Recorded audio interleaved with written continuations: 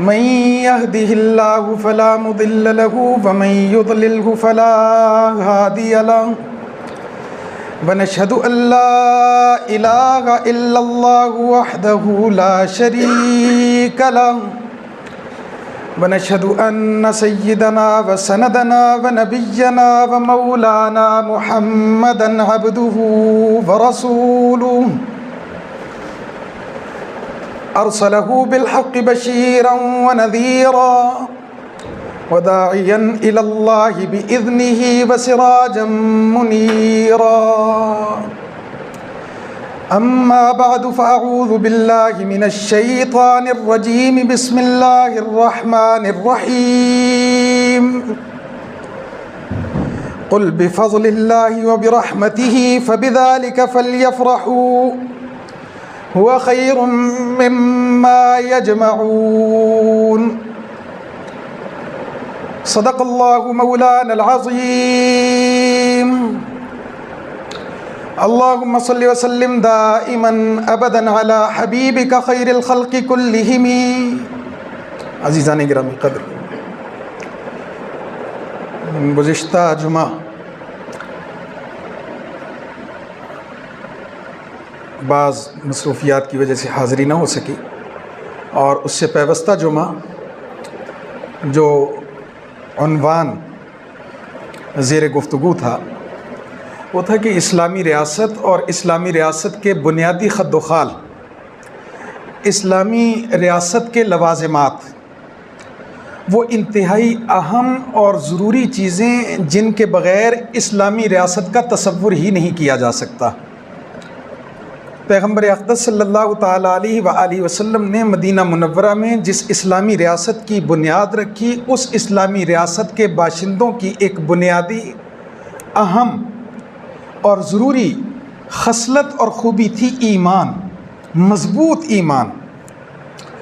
غربت میں بھی اللہ پر ایمان، امارت میں بھی اللہ پر ایمان، آزادی میں بھی اللہ پر ایمان اور غلامی میں بھی اللہ پر ایمان، خوشی اور ارزانی میں بھی اللہ پر ایمان، تنگی اور ترشی اور عسرت میں بھی اللہ پر ایمان، صحت میں بھی اللہ پر کامل ایمان اور بیماری میں بھی اللہ پر کامل ایمان، یہاں تک کہ جیتے جاگتے تھے تو اللہ تبارک و تعالیٰ کا نام جپتے تھے، اور جب آخری لمحات ہوتے تھے اس وقت بھی کلمہ طیبہ ان کی زبان پر جاری ہوتا تھا۔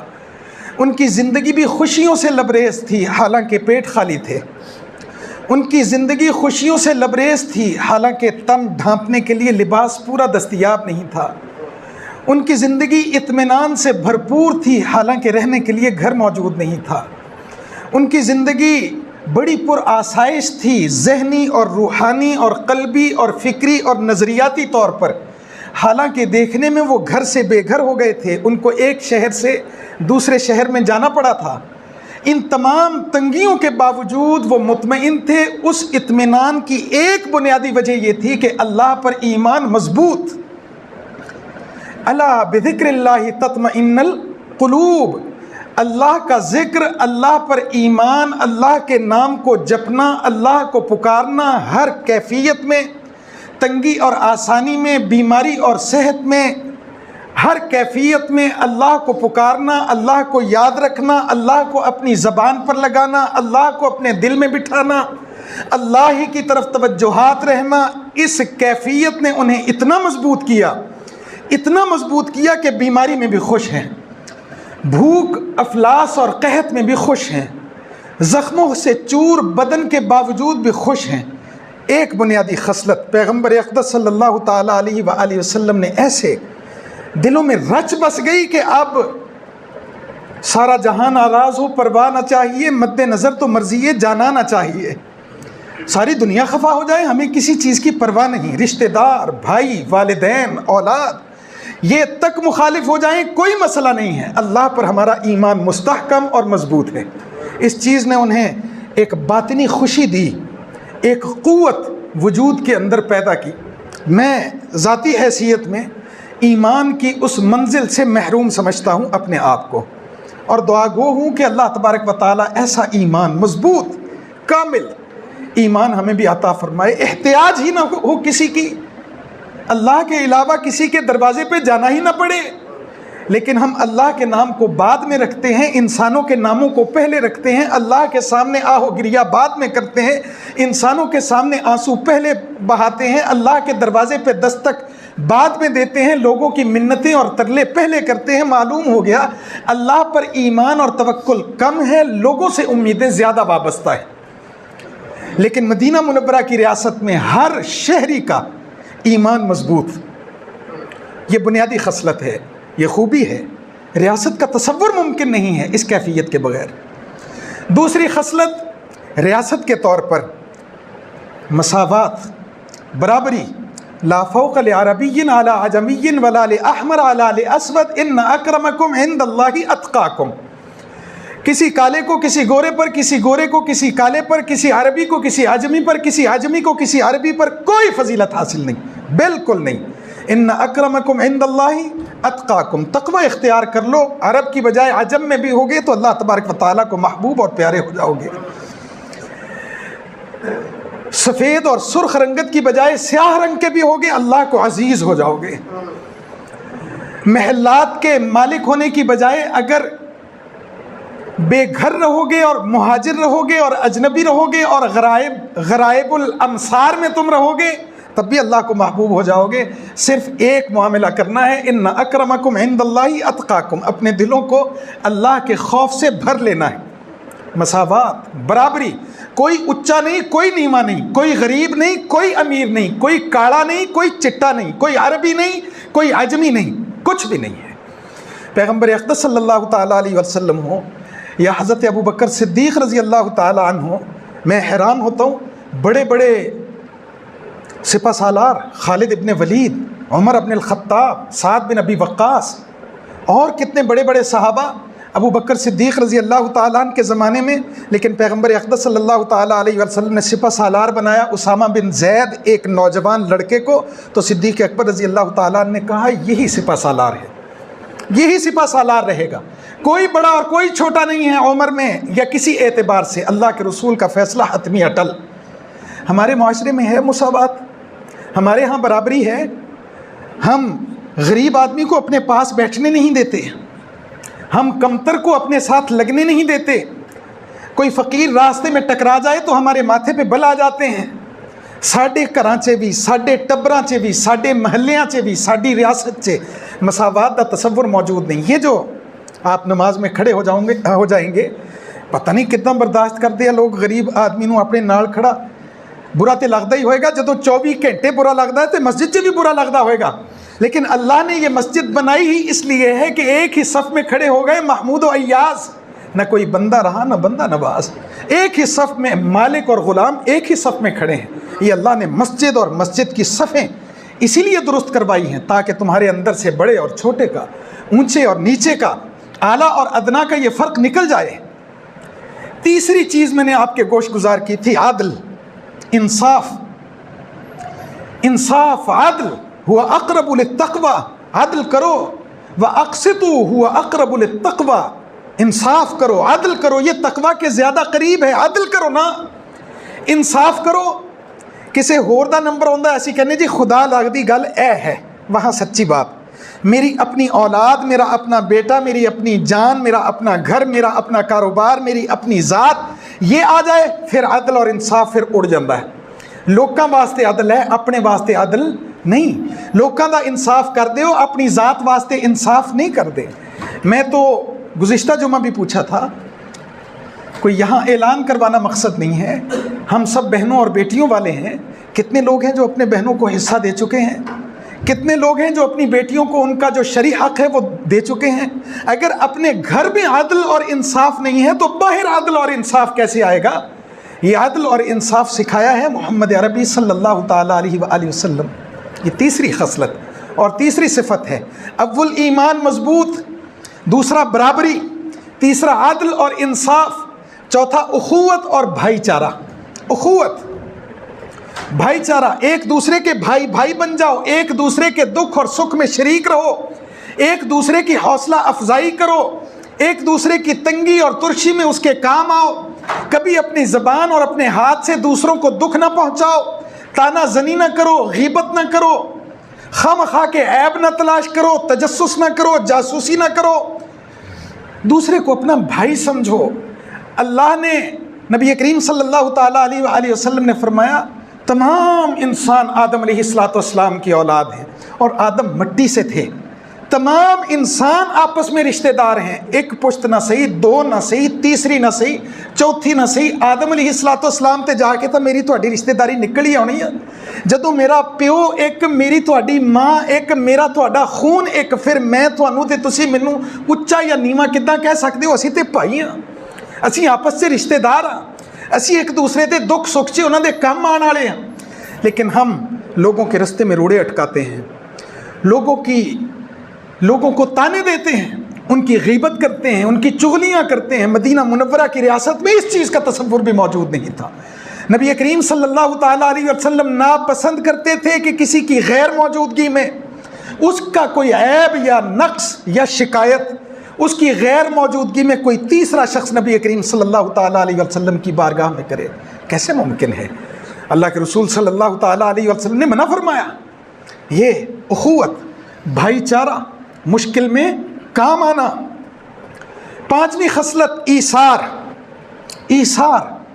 ایک چیز دی مینوں بھی لوڑ ہے، میرے گوانڈی نو بھی لوڑ ہے، اللہ ایسی طاقت مینوں دے دے میں کہاں میری خیر ہے میرے گوانڈی نو مل جائے، مینوں ملے یا نہ ملے، میرے کام آوے نہ آوے، اس مسلمان بھرا دے کام آ گئی، اے ایثار ہو جائے گا۔ اللہ تبارک و تعالیٰ دے ہاں ایثار کرنے والے لوگ، قربانی دینے والے لوگ وہ زیادہ پسندیدہ ہے۔ اور چھٹی چیز اس میں تھی جس کا ہلکا سا نقشہ میں نے گزشتہ جمعہ پیش کیا تھا، اس کو کہتے ہیں پاکیزگی، دل کی اور روح کی پاکیزگی۔ فیض صاحب جانتے ہیں کہ یہ جو شراب کی حرمت کا حکم ہے یہ مدینہ منورہ میں جا کے جاری ہوا ہے۔ مکہ مکرمہ کے 13 سال نبوت کے ہیں، اور بعض مسلمان اس زمانے میں بھی شراب پیا کرتے تھے کیونکہ ممانعت نہیں تھی، حرمت نہیں تھی۔ مدینہ منورہ میں آیات نازل ہو گئیں، اللہ تبارک و تعالیٰ نے منع فرما دیا، شراب کی حرمت کا تعین ہو گیا، آج کے بعد شراب پینا مسلمانوں کے لیے حرام۔ حضرت انس بن مالک رضی اللہ تعالیٰ عنہ کی روایت ہے صحیح بخاری میں، فرمایا ہم ابو طلحہ کے گھر میں موجود تھے اور دور چل رہا تھا، اور مسلمان بھی موجود تھے، میں بھی موجود تھا، تو اچانک گلی سے آواز دینے والے کی آواز آئی، ندا سنانے والے کی ندا آئی، پکارنے والے کی پکار ہماری سماعتوں سے ٹکرائی۔ مجھے ابو طلحہ نے کہا انس جا کے دیکھو پکارنے والا کیا کہہ رہا ہے۔ میں نے اس کی بات سنی اور ابو طلحہ سے کہا کہ پکارنے والا کہہ رہا ہے کہ محمد عربی صلی اللہ تعالیٰ علیہ وآلہ وسلم پر اللہ نے آیات نازل فرما دی کہ شراب جس میں نشہ ہو، خمر ہو، نشہ ہو، وہ حرام ہے اللہ تبارک و تعالیٰ کی طرف سے۔ تو جو جام تھاما ہوا تھا، جو گلاس پکڑا ہوا تھا، اس کو وہیں پہ رکھ دیا، اور انس کہتے ہیں مجھے کہا ابو طلحہ نے سارے برتن اٹھاؤ اور گلی میں لے جاؤ اور اس کو بہا دو۔ کوئی کہہ سکتا تھا اچھا کوئی نہیں، گھر دا بوا کھڑکائے گا، مینوں آمنے سامنے ہو کے دسے گا پھر صحیح، اینی ساری پئی ہے ہن ضائع تو نہیں کرنی۔ فوراً اپنے لبوں سے ہاتھ، اپنے لبوں سے لگے ہوئے جام نکال دیے، اتار دیے۔ اللہ کا حکم آ گیا، یہ ہے طہارت، یہ ہے پاکی۔ اللہ کا حکم آ گیا، دل اتنے اللہ تبارک و تعالیٰ کے سامنے جھکے ہوئے ہیں، حکم سنا اور پھر اس پر آمین کہہ دیا۔ اس کو کہتے ہیں سمعنا و اطعنا۔ بس ایک سیکنڈ، ایک لمحے کا انتظار نہیں ہے کہ آج نہیں کل صحیح، کل نہیں پرسوں صحیح، اگلے سال کریں گے، اگلے ہفتے سے شروع کریں گے، ابھی یہ نپٹا لیں۔ ادھر حکم ملا، ادھر آمین، بس ٹھیک ہے، اللہ کے رسول نے کہہ دیا، اب اس سے آگے کسی چیز کی ضرورت نہیں۔ ایک عجیب خوبی تھی اس زمانے میں، ساڑھے تا آج بہت مشکل ہے، بہت مشکل ہے۔ ہماری تو یادداشتیں بھی کمزور ہیں نا، ہمیں تو صاف ہو جاتا ہے، اصل واقعہ ہم بھول جاتے ہیں، جب 2-4-5 دنوں کے بعد سناتے ہیں تو 2-4 گلاں اپنے کولوں بھی لا دئی دیاں، وہ ساڈا قصور نہیں ہوندا، اسی بھول گئے ہونے، ہمارے حافظے کمزور ہیں۔ لیکن عرب کے لوگوں کے اور خاص طور پر صحابہ کرام رضوان اللہ تعالیٰ علیہم اجمعین کے حافظے بہت مضبوط تھے، قوی، بات سنی اور یاد کر لی، اور اس کی وجہ بھی میں آپ کے گوش گزار کرتا ہوں، حافظہ مضبوط کیسے ہوتا ہے، یادداشت قوی کیسے ہوتی ہے، ہم بھول جاتے ہیں۔ نبی کریم صلی اللہ تعالیٰ علیہ وسلم کے پاس ایک شخص آیا تھا، مسلمان، کلمہ گو، لیکن عادات بری تھیں، تو اس نے اعتراف کیا اللہ کے رسول 3 خامیاں ہیں، چھوڑتا ہوں لیکن چھوٹتی نہیں۔ کیا ہوا بھائی؟ शराब पीता हूँ और ऐसी लगी है कि छूटती नहीं, और चोरी करता हूँ और झूठ बोलता हूँ, चोरी करता हूँ और शराब कभी कभी पीता हूँ। कोई इलाज? नबी करीम सल्लल्लाहु ताला अलैहि वसल्लम फरमाया तीनों आदतें बुरी हैं, छोड़ी जाएं, इनको छोड़ दो। तो उसने कहा अभी तो हिम्मत नहीं, आप कोई एक आदत बता दें बुरी, आज से तो उसको छोड़ूंगा, बाकी अगर आप इजाज़त दें तो बाद में। नबी करीम सल्लल्लाहु ताला अलैहि वसल्लम फरमाया इजाज़त है, झूठ बोलना छोड़ दो, झूठ बोलना छोड़ दो। मालूम ये हो रहा है, आप कभी तवज्जो से इस बात को सोचें और सुनें और समझें कि मालूम ये हो रहा है झूठ बोलना शराब पीन तो भी बड़ा गुनाह है। इसलिए अल्लाह के रसूल ने कहा अच्छा शराब की गल बात से सही, झूठ छड़ दे। मालूम हुआ झूठ बोलना चोरी करने से भी बड़ा गुनाह है। अगर बड़ा गुनाह शराब पीना होता तो शराब से मना कर देते, अगर बड़ा गुनाह चोरी करना होता चोरी से मना करते, लेकिन मालूम हुआ चोरी से और शराब से भी बड़ा गुनाह झूठ बोलना है। इय्याकुम बिल-किज़्ब, झूठ से बचो।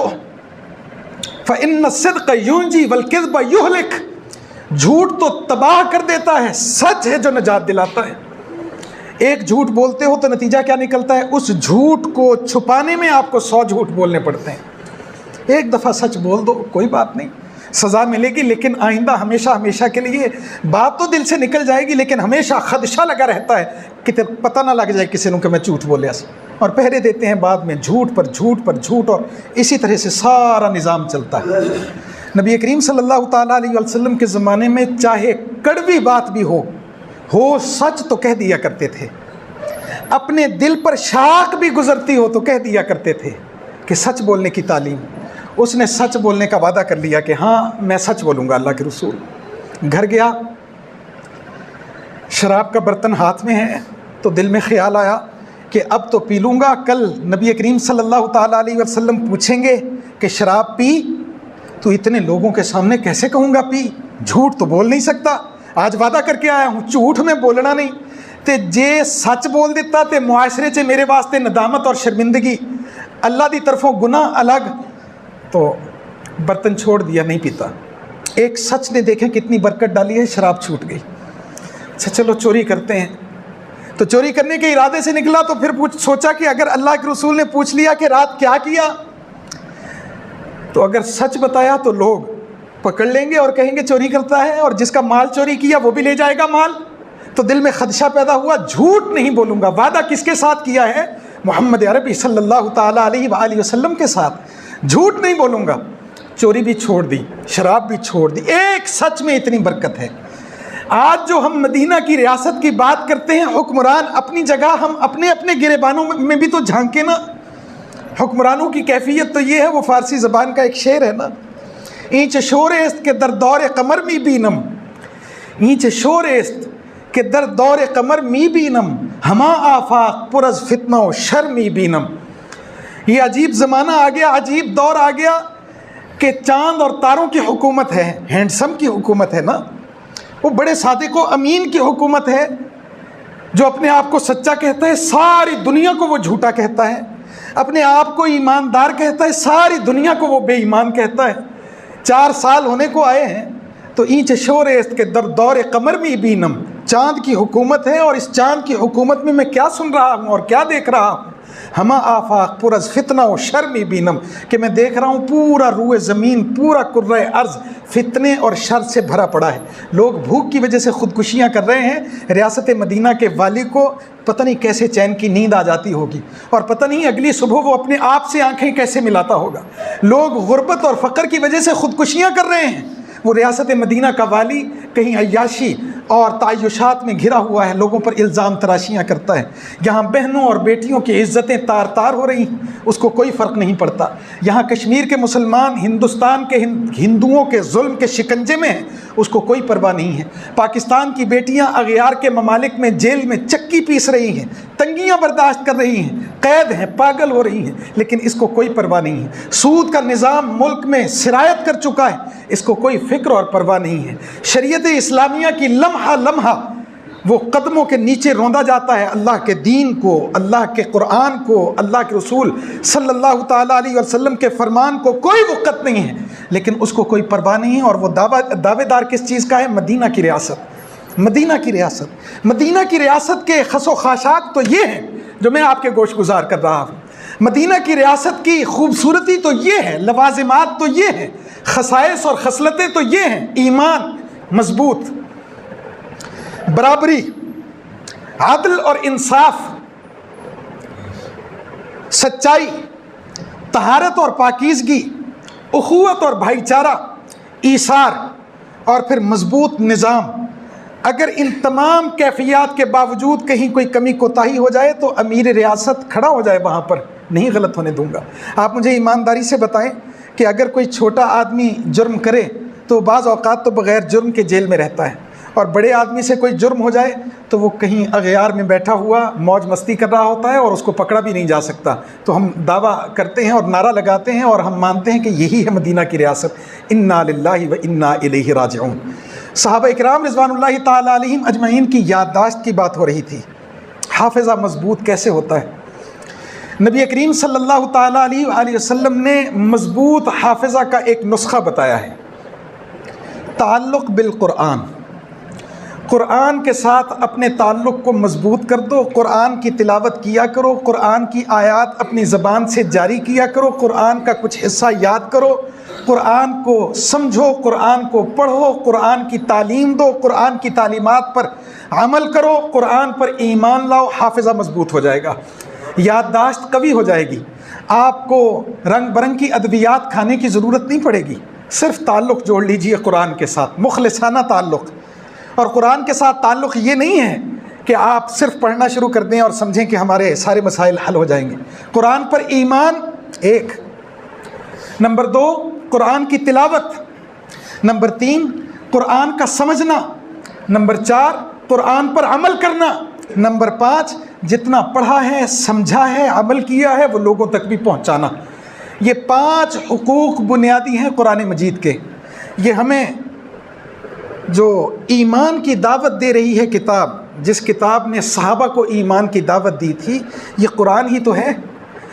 قرآن ہی کے ذریعہ ایمان مضبوط ہو جائے گا، قرآن ہی کے ذریعہ عدل اور انصاف کی قوت پیدا ہوگی، قرآن ہی کے ذریعہ اونچ نیچ، ذات پات، یہ فرق اور امتیازات ختم ہوں گے، قرآن ہی کے ذریعہ۔ قرآن تو سچ ہے نا، قرآن تو سچی کتاب ہے، صدق ہے قرآن، تو اس قرآن کے ذریعہ سچ بولنے کی توفیق ہوگی، قرآن کے ذریعہ قربانی دینے کا جذبہ پیدا ہوگا، قرآن کے ذریعہ اخوت اور بھائی چارہ قائم ہوگا۔ آپ سمجھ رہے ہیں میری بات؟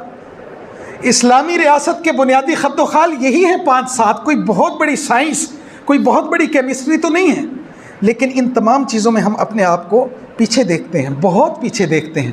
اللہ ہمیں توفیق دے اور قوت عطا فرمائے۔ بات قرآن کی ہو رہی تھی، جس نے جو لوگ ایک دوسرے کے پکے دشمن تھے ان کو ایسا دوست بنا دیا کہ ایک دوسرے کے لیے جان قربان کرنے تک کے لیے تیار ہے، ایک دوسرے پر اپنا مال نچھاور کرنے کے لیے تیار ہے، یہاں تک کہ ایک کہتا ہے کہو تو میں اپنی بیوی کو طلاق دوں، عدت پوری کرنے کے بعد تم اس سے نکاح کر لو۔ کبھی دشمن تھے، ایسے دشمن تھے ایک دوسرے کا سامنا نہیں کرتے تھے، اور اگر سامنا آ جائے تو تلواریں ایک دوسرے پر سونت لیتے تھے، اور اگر جنگ شروع ہو جاتی تھی تو صدیوں وہ جنگ ختم نہیں ہوتی تھی، اور اختلاف اتنا شدید تھا کہ صلح کی کوئی صورت نکل نہیں سکتی تھی۔ اس قرآن نے دلوں کو اتنا نرم کیا کہ ایسے ہو گئے کہ 2 جسم ہیں، معلوم ہوتا ہے ایک جان ہے، کأنہم بنیان مرصوص، ایسے جیسے سیسا پلائی ہوئی دیوار، بیچ میں سے ہوا نہیں گزرتی۔ قرآن نے بھائی بھائی بنا دیا۔ اس قرآن کے ساتھ تعلق جوڑیے۔ یہ قرآن وہی ہے کہ جو عرب اپنی بیٹیوں کو زندہ درگور کر دیا کرتے تھے، اور عورت کی ذات کو اپنے لیے تانا، ندامت اور شرمندگی سمجھتے تھے، عار سمجھتے تھے۔ اسی قرآن نے انہی عربوں کو مجبور کر دیا کہ جب بیٹی آتی تھی تو اپنے بستر سے اٹھ کے کھڑے ہو جاتے تھے استقبال کے لیے۔ ابھی کچھ ہی عرصہ پہلے بیٹی پر تمہارے ماتھے پہ بل آ جاتے تھے، اسے زمین میں زندہ درگور کرتے تھے، اپنے لیے عار سمجھتے تھے، لوگوں کو اپنا منہ دکھانے کی بجائے اپنا منہ چھپاتے پھرتے تھے۔ یہ کیسے بدلاؤ آ گیا کہ اب بیٹی آتی ہے اس کے سر پہ ہاتھ رکھتے ہو، بیٹی آتی ہے بیٹھے ہوئے بھی اٹھ کے کھڑے ہو جاتے ہو, یہ تبدیلی کہاں سے آئی؟ تو وہ کہے گا قرآن سے آئی نا. قرآن نے بتایا ہے, سورہ نساء نے بتایا ہے, قرآن نے بتایا ہے, سورہ احزاب نے بتایا ہے, قرآن نے بتایا ہے. اللہ تبارک و تعالیٰ نے تعلیمات دی ہیں, عورتوں کے حقوق متعین کیے ہیں. وَعَاشِرُوهُنَّ بِالْمَعْرُوفِ, بیویوں کے متعلق انہیں بہترین معاشرہ دو. یہ تبدیلی آ گئی ہے. جو جھوٹ بولتے تھے, شراب کے رسیہ تھے, وہ سچ پر آمادہ و تیار ہو گئے. پھانسی کے پھندے پر یوں معلوم ہوتا تھا لٹکے ہوئے ہیں, لیکن وہاں بھی بادشاہ کے سامنے سچ بولنا ہے, جھوٹ نہیں بولنا, اپنی جان بچانے کے لیے. بعض صحابہ کیفیات واقعات سیرت کی کتابوں میں آپ کو ملیں گے, کیفیات واقعات ایسے ہیں کہ جان جاتی ہے اگر سچ بولتے ہیں, لیکن جان کی پرواہ نہیں کی, سچ کی پرواہ کی. اللہ کو کیا منہ دکھائیں گے اگر جھوٹ بول لیا؟ نبی کریم صلی اللہ تعالیٰ علیہ وسلم پر نازل ہونے والی اس کتاب نے لوگوں کے دلوں کو ایسے بدل دیا اور پلٹ دیا. امام ابن شہاب زہری رحمۃ اللہ تعالیٰ علیہ کی ایک روایت ہے, فی ظلال القرآن تفسیر ہے, اور اس تفسیر میں تفصیل کے ساتھ یہ روایت بیان ہوئی. یہ قرآن میں کتنی تاثیر ہے اس قرآن میں.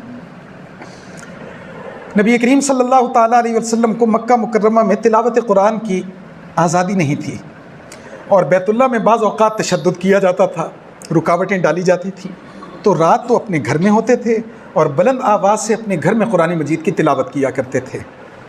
ابو جہل جس کا نام کہ عمر ابن حشام ہے, ابو سفیان جسے سفیان بن حرب بھی کہتے ہیں, اور اخنس بن شریق, یہ تین بدترین دشمن ہیں پیغمبر اقدس صلی اللہ تعالیٰ علیہ وسلم. بدترین دشمن اس زمانے میں. ابو سفیان بعد میں اسلام قبول کیا رضی اللہ تعالیٰ عنہ, باقی دونوں کو یہ توفیق نہیں ہوئی.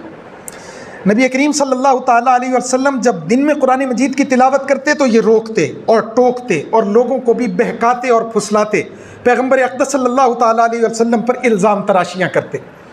لیکن قرآن کلام یہ اللہ تبارک و تعالیٰ کا ہے, ہم تو عجمی ہیں, ہم تو پوری طرح سے سمجھ نہیں سکتے. عرب تو ان کی زبان میں نازل ہوا تھا, وہ تو سمجھتے تھے, اور زبان پیغمبر اقدس صلی اللہ تعالیٰ علیہ وسلم کی, کلام اللہ تبارک و تعالیٰ کا, تو اتنا مانتے تھے کہ ایسا کلام کسی انسان کے بس کی بات نہیں ہے. تو رات کی تاریکی میں دن میں اگر قرآن سنیں گے تو لوگ تانے دیں گے نا کہ تو تے انہاں دا مخالف سی, آج قرآن سننا گیا. رات کی تاریکی میں ابن شہاب زہری رحمۃ اللہ تعالیٰ علیہ فرماتے ہیں کہ رات کی تاریکی میں ایک رات یوں ہوا کہ ایک طرف سے عمر ابن حشام ابو جہل, دوسری طرف سے سفیان بن حرب, اور تیسری طرف سے اخنس بن شریق, یہ دیوار, مکان کی دیوار کے ساتھ کان لگائے ہوئے ہیں, اور صبح و فجر تک پیغمبر اقدس صلی اللہ تعالیٰ علیہ وسلم تلاوت کرتے رہے. اور یہ تینوں لوگ قرآن مجید کی تلاوت سنتے رہے, چھپتے چھپاتے لوگوں سے, مسحور کن آواز پیغمبر اقدس صلی اللہ تعالیٰ علیہ وسلم کی, اور اعلیٰ ترین کلام اللہ تبارک و تعالیٰ کا. تو اتنا تو معلوم ہو گیا, دماغ میں یہ بات آ گئی کہ زبردست کلام ہے, اعلیٰ کلام ہے. تو رات کی تاریکی میں سنتے رہے.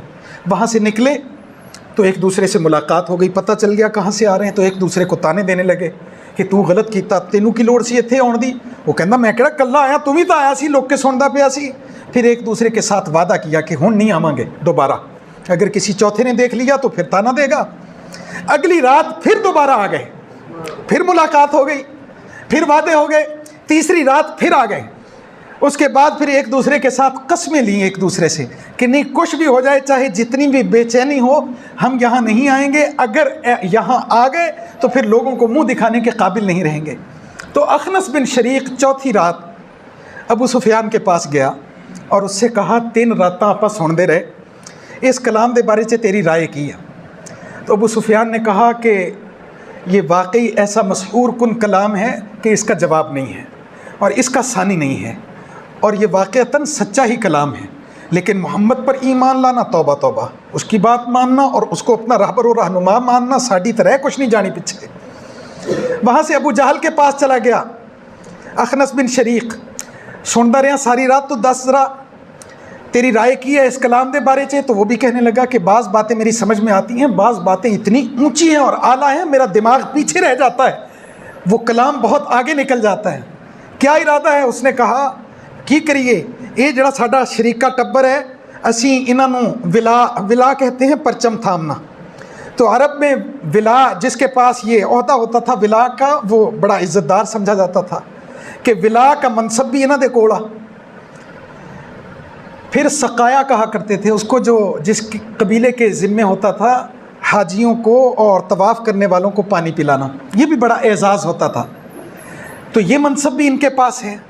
پھر حجابہ، حجابہ کہتے ہیں سپہ سالاری اور جاسوسی اور اندرونی معاملات کی دیکھ ریکھ، یہ منصب بھی ان کے پاس ہے۔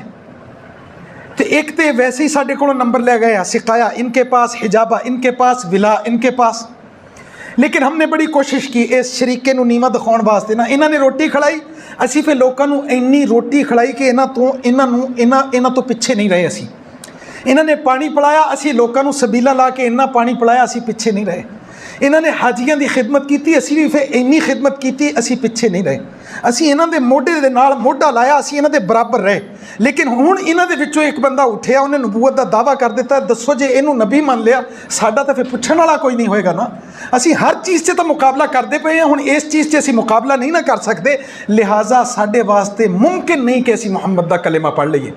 نتیجہ کیا نکلا؟ صرف یہ باہمی جو منافرت ہے، تعصب، خاندانی تعصب، شریکہ، یہ ایڈی پیڑی شے ہے کہ بعض اوقات دین تو بھی بندے نو پیچھے لے جاتی ہے۔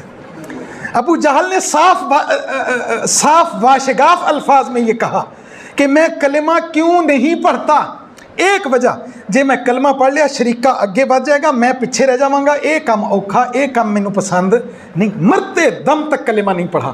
اور اللہ تبارک و تعالیٰ نے فرمایا ان کے دلوں پر ہم نے مہر لگا دی۔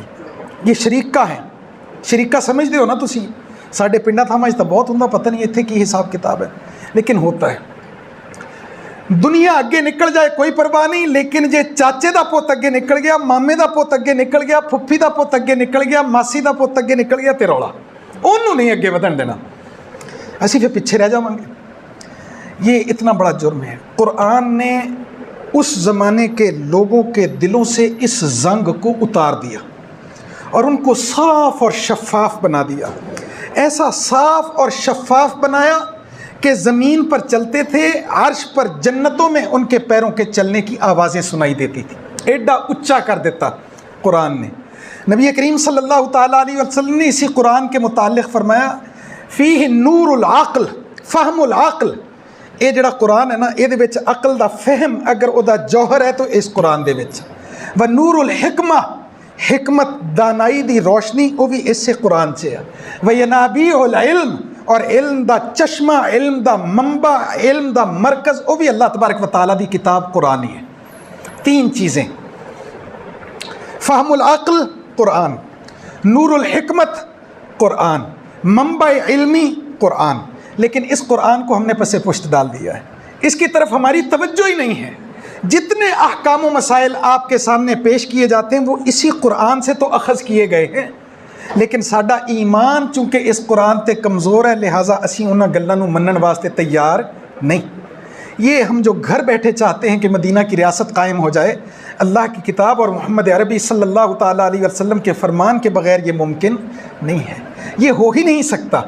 نبی کریم صلی اللہ تعالیٰ علیہ وسلم سے پوچھا گیا، پیغمبر اقدس صلی اللہ تعالیٰ علیہ وسلم نے صحابہ کرام رضوان اللہ تعالیٰ علیہم اجمعین کے سامنے کچھ یوں بیان کیا، توجہ ہے نا جی آپ کی، ان للہ اہلین من الناس، ان للہ اہلین من الناس، بلا شبہ اس دنیا میں ایسے انسان بھی بستے ہیں جو بالکل اللہ والے ہوتے ہیں، اللہ والے اس دنیا میں چلتے پھرتے ہیں لیکن اللہ والے ہوتے ہیں۔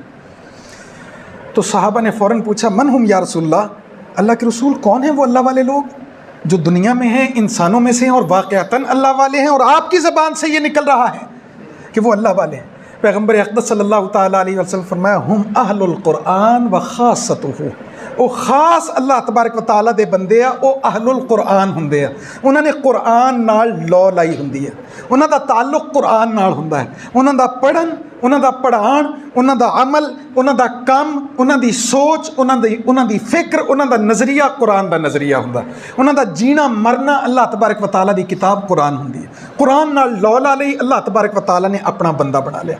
حضرت عمر بن الخطاب رضی اللہ تعالیٰ عنہ مال غنیمت آیا اور فتوحات کی کثرت اور مال غنیمت کے انبار لگے ہوئے ہیں، تو ایک صحابی آئے حضرت عمر بن الخطاب رضی اللہ تعالیٰ عنہ کے پاس اور قرآن مجید کی ایک آیت تلاوت کی، اس مال کو دیکھ کے مال غنیمت، سونا، ہیرے، چاندی، جواہرات، مال، متاع، جانور، اونٹ، خزانے۔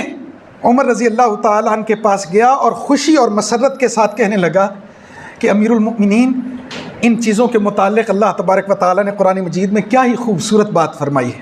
ان چیزوں کے متعلق قل بفضل اللہ وبرحمتہ فلیفرحوا، یہ ہے اللہ تبارک و تعالیٰ کا فضل، اور یہ ہے اللہ تبارک و تعالیٰ کی رحمت، اور یہ ہے وہ چیز جس کو دیکھ کے، جس کے ساتھ، جس سے استفادہ کر کے فرحت اور خوشی محسوس ہوتی ہے۔ تو عمر رضی اللہ تعالیٰ نے فرمایا اوہو، تو نے غلط تفسیر کر دی آیت کی، تو نے آیت کی غلط تفسیر کر دی۔ جس مال کو تو اللہ تبارک و تعالیٰ کی اس آیت کے ساتھ جوڑتا ہے، اللہ کی اس آیت کا تعلق اس مال کے ساتھ ہے ہی نہیں۔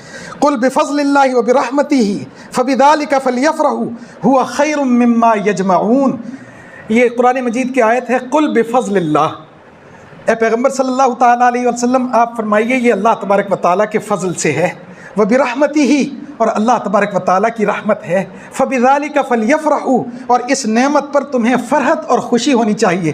ہوا خیر مما یجمعون، جنہ چیزاں نو تسی جمع کر دے پھر دے انہاں تمام چیزاں تو یہ چیز بہتر ہے۔ تو اس صحابی سے کہا یہ مال متاع اس آیت سے مراد نہیں ہے، بلکہ آیت سے مراد اللہ تبارک و تعالیٰ کی کتاب قرآن ہے۔ قل بفضل اللہ، اللہ کا فضل کیا ہے؟ قرآن۔ ورحمتہ، اللہ کی رحمت کیا ہے؟ قرآن۔ فبذلک فلیفرحوا، کس چیز دے ملن تے خوشی ہونی چاہیے ہے؟ قرآن۔ ہوا خیر مما یجمعون، جنہ چیزاں اسی جوڑ کے رکھ دیں انہاں چیزاں تو بہتر کیڑی چیز ہے؟ اللہ دی کتاب قرآن۔ اس قرآن کے ساتھ لو لگائیں گے تو مدینہ کی ریاست کی بنیادیں میری اور آپ کی گلی اور محلوں میں دوبارہ سے اللہ نے چاہا تو استوار ہو جائیں گی، بنیادیں رکھی جائیں گی۔ وہ وقت آئے کبھی پھر ہم دیکھیں کہ ریاست مدینہ کیسی ہوتی ہے اور اس کے لوازمات کیا ہوتے ہیں اور اس کے فوائد کیا ہوتے ہیں۔ اللہ مجھے آپ کو عمل کرنے کی توفیق عطا فرمائے، قرآن کے ساتھ تعلق مضبوط کرنے کی اللہ قوت عطا فرمائے۔ تو آپ ایک چھوٹا سا وعدہ تو مجھ سے کر لیں، خاص طور پر بالغ لوگ، آپ کوشش کریں گے روزانہ کم از کم ایک رکوع قرآن مجید کا، کم از کم بلا ناغہ ایک رکوع، زیادہ سے زیادہ تو جتنا مرضی پڑھیے لیکن کم از کم ایک رکوع، اور اگر نہیں پڑھ سکتے تو اتنا ہی کر لیا کیجئے، سورہ فاتحہ نماز کے علاوہ بھی ایک بار پڑھ لیا کیجئے، سورہ کوثر پڑھ لیا کیجئے، قرآن مجید کی کچھ آیات تلاوت کر لیا کیجئے۔ ممکن ہے اللہ تبارک و تعالیٰ میرے اور آپ کے دلوں پر لگا ہوا زنگ اتار دے۔ وآخر دعوانا ان الحمد للہ رب العالمین۔